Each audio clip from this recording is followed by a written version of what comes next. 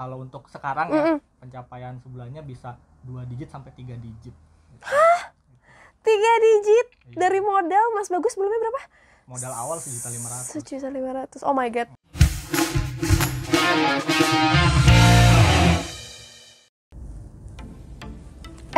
Hai pejuang finansial. Aku jadi kepikiran pengen cerita deh. Jadi kan sebetulnya aku tuh punya satu cita-cita yang sampai sekarang tuh masih belum kesampaian gitu. Jadi aku pengen punya satu bisnis yang bisa invest buat masa depan aku. Tapi sampai detik ini aku masih belum tahu nih kira-kira bisnis apa yang harus aku tekunin. Terus udah gitu juga jenis bisnisnya belum ketahuan juga. Walaupun sebetulnya modal sih udah ada. Dan barusan banget nih aku baru searching, browsing, lagi cari nih dan ketemu satu jenis bisnis yang barusan aku dapat dan bakalan aku datengin. Barusan sih sebetulnya udah aku hubungin dan aku kontak ya. Dan mungkin aku akan belajar banyak dari dia. Nah buat kamu juga nih pejuang finansial yang kayaknya pengen tahu kira-kira gimana sih dan hal apa aja yang bakalan aku pelajarin sama dia. Pokoknya pantengin terus video mau usaha apa episode pertama sampai selesai barengan aku Saraska. Oke? Oke pejuang finansial, jadi sekarang Sarah udah sampai lokasi bisnisnya dan aku bakalan ketemuan sama orangnya, ownernya. Sebetulnya tadi aku udah sempat janjian sih dan aku pengen banyak tanya sebetulnya kalau misalnya usaha kayak gini harus mulai dari mana dan kayak apa. Pokoknya tonton aja video ini sampai selesai.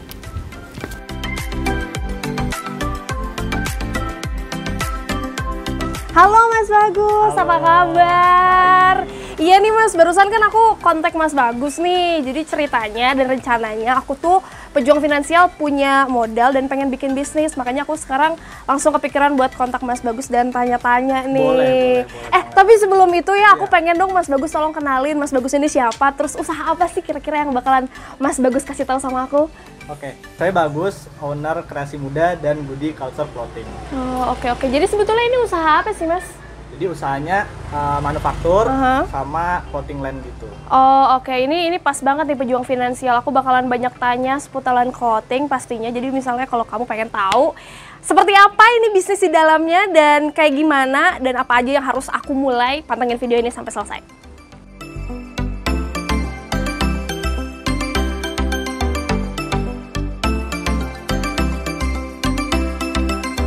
Nah, tadi pejuang finansial udah lihat kan, ini usahanya punya Mas Bagus kayak gimana. Sejujurnya, setelah aku lihat-lihat ke sini, aku jadi makin banyak pertanyaan sih Mas Bagus. Karena kan kayak bisnis seperti ini tuh kayaknya akan banyak sekali ilmu yang aku dapetin. Nah, ini makanya sekarang aku mau tanya-tanya langsung aja, nggak apa-apa ya Mas Bagus ya? Boleh. Jadi sebetulnya kalau misalnya bisnis kayak gini tuh emang menjanjikan ya Mas? Saya bingung soalnya nih. Menjanjikan, karena kalau pakaian itu nggak mudah basi. Tren fashion tuh kan kadang berubah-ubah ya, maksudnya kita ngikutin zaman. Nah tapi kalau misalnya usaha bisnis kayak gini susah nggak sih Mas kalau ngikutin zaman kayak gitu? Kalau fashion sih pasti mudah. Kalau punya kesukaan itu pasti walaupun ada masa sulitnya, masa mudahnya pasti terus dijalanin. Tapi di samping itu ya biasa lah kalau misalnya mau mulai bisnis kan banyak banget ketakutan nih, bingung mulai dari mana dan harus kayak gimana. Terus ya pastilah menjanjikan atau enggak, tapi ramai nggak sih Mas? Awalnya memang harus dibuat strategi dulu. Misal marketnya mau siapa di bidang fashionnya, kan fashion banyak ya, kesukaan kita apa, segmentasi marketnya mau siapa gitu. Untuk yang kita tawari produk kita. Nah, walaupun trennya berbeda, kalau segmennya sudah ada, kita bisa fokus untuk marketingin atau promosiin ke target market yang sudah kita fokusin.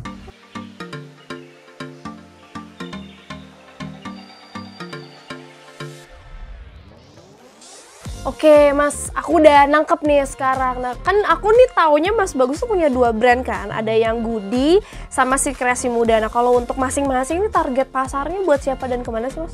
Ya, kalau Budi sendiri kan itu clothing line. Nah, clothing line itu dasarnya dari saya suka gambar, suka sama kesenian, terus ingin menumpahkan kreasi isi otak, ya, isi kepala ya. Ya, karya-karya itu di produk gitu. Dan pas orang make tuh rasanya seneng kayak gitu. Nah itu target marketnya karena saya mulainya dulu pas SMA ya.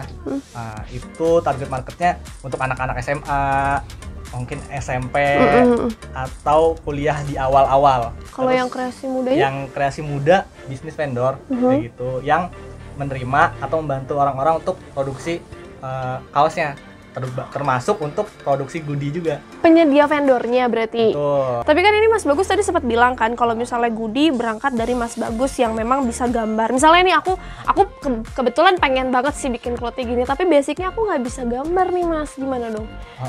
Bisa nggak tuh? Kalau bisnis itu nggak harus kamu yang bisa gambar gitu, atau kamu nggak bisa sesuatu terus nggak bisa. Masih ada kamu bisa hiring orang, freelance, ataupun mungkin ada temen yang jago, ahli di bidangnya, kamu ajak kerjasama kayak gitu. Jadi membangun bareng-bareng bisnis, terus jalanin bareng-bareng. Mas, berarti ini apa aja nih yang harus aku siapin nih untuk pertama kali mulai bisnis gitu? Untuk awal mulai bisnis clothing ya, itu yang pertama pastinya dari kesukaan ya. Sukanya apa, terus juga mau konsep produknya kayak gimana, dan untuk siapa, target marketnya. Misal buat kaos nih, mau untuk fans K-pop gitu.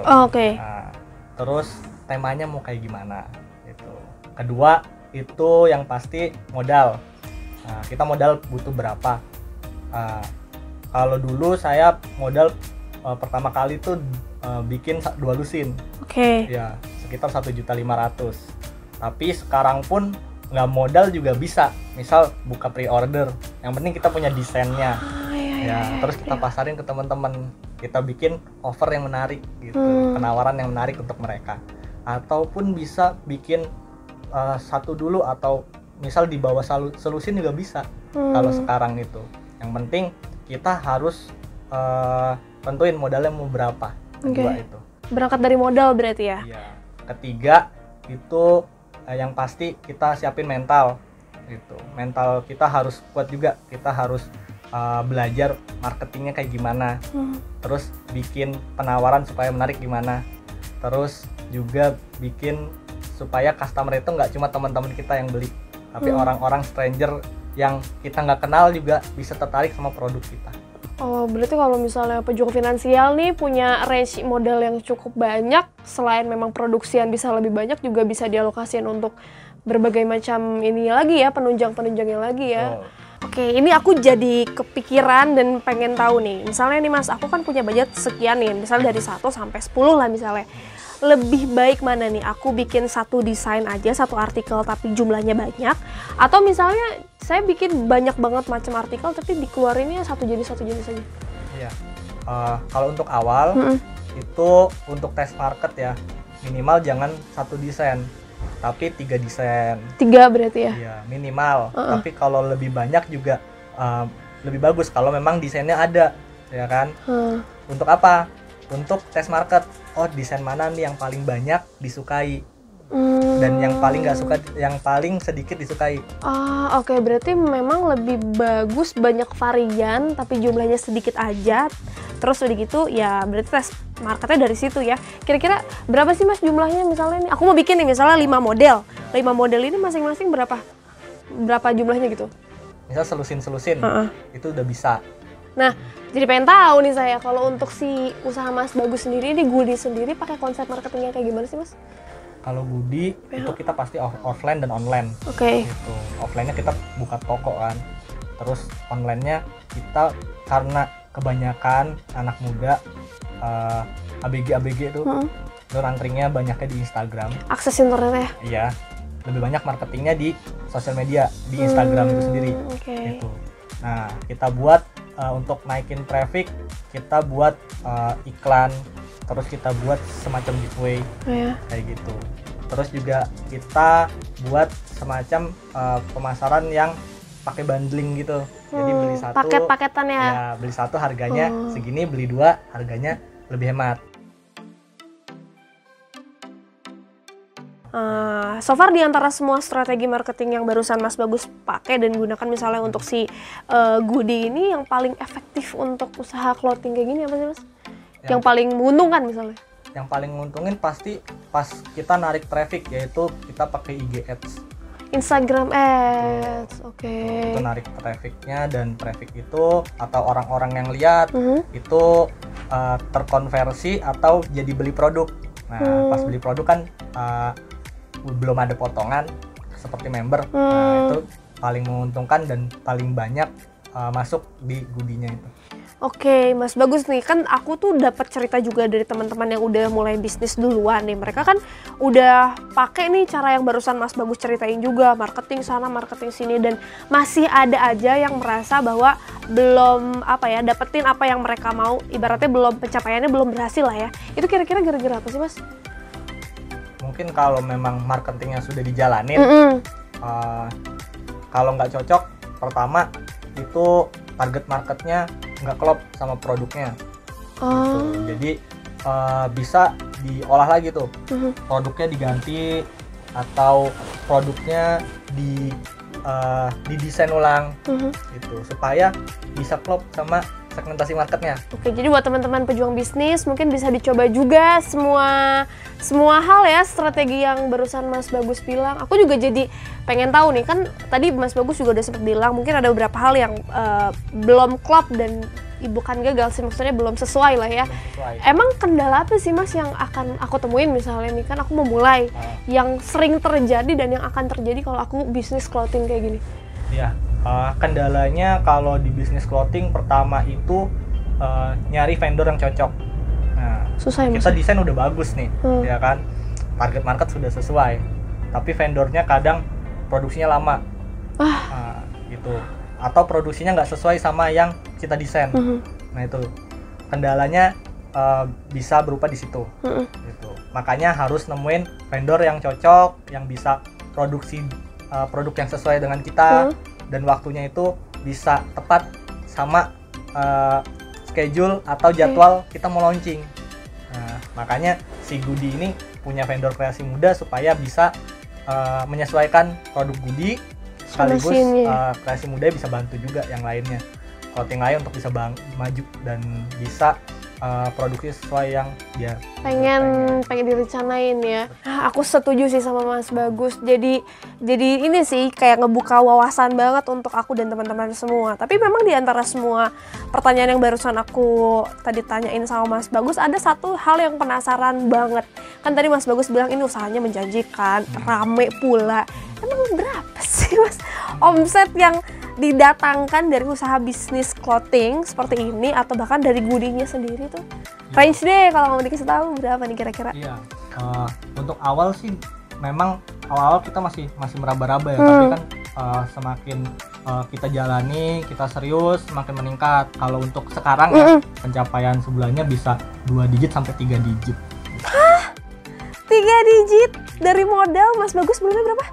Modal awal 1.500.000. 1.500.000, oh my god. 1.500.000 udah bisa sampai 2-3 digit. Oke, ini super duper banyak banget ilmu yang aku dapetin Mas Bagus. Terima kasih banyak loh. Aku jadi tahu mau bisnis apa dan tahu juga mau mulainya dari mana. Dan buat pejuang finansial, kalau misalnya mau tanya-tanya sama Mas Bagus atau beli produknya Mas Bagus, bisa kemana sih Mas Instagramnya? Atau di mana gitu? Kalau Instagram bisa ke @goodyculture.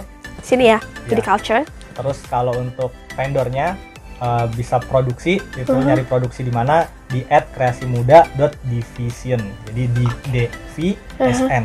Oke, jadi ini udah lengkap, mau vendornya ada, terus udah gitu mau belanja nih tas-tas sama topinya bagus-bagus, itu bisa langsung ke Goodie. Mas Bagus, terima kasih banyak ya. Sama-sama. Sekali lagi ini ilmunya sangat-sangat bermanfaat untuk aku dan semua pejuang finansial terutama ya. Dan pastinya buat pejuang finansial juga yang masih penasaran, karena abis ini tuh aku akan banyak banget belajar lagi di jenis bisnis lainnya, jadi pantengin terus aja di episode berikutnya. Dan yang pasti kalau misalnya kamu punya saran nih, kira-kira usaha apa sih yang cocok untuk aku datengin, terus udah gitu untuk aku pelajari, jangan lupa untuk tulis nih di kolom komentar di bawah dan aku akan langsung datengin ke tempatnya. Dan yang terakhir, jangan lupa untuk like, comment, share, and subscribe channelnya dari Coinworks. Sampai ketemu di episode berikutnya. Mas Bagus, terima kasih banyak. Sampai ketemu lagi, nanti aku akan main-main dan belanja lagi. Oke. Kalau gitu bye. Aku dan Mas Bagus pamit ya. Makasih.